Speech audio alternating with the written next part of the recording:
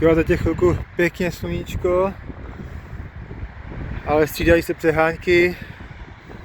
Déšť, tamhle je krásně černo, tamhle taky, tady u nás na Zličíně.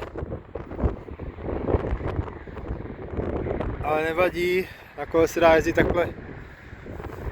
Sluníčko je, takže chvilku, pak se někde třeba schovám, jestli bude hodně pršet, ale ještě udělám nějakou trasu.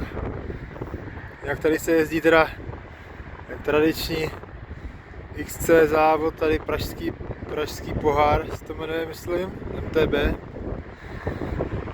A to bude nějak v červnu.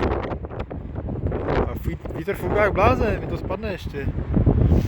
Takže tady bude běžecký závod, jsou tady ty pěkný traily, pečky. Doporučuji se tady projet, vyzkoušet.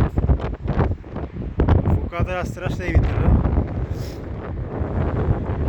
Jo, takže doufám, že to nespadne. Jinak gumy je výborný, i takhle v blátě, v mokru, fakt super.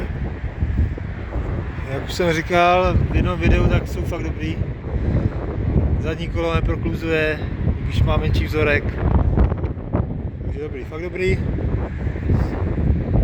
A zase příště budeme takový rychlý video, protože je takhle krásně počasí, sluníčko,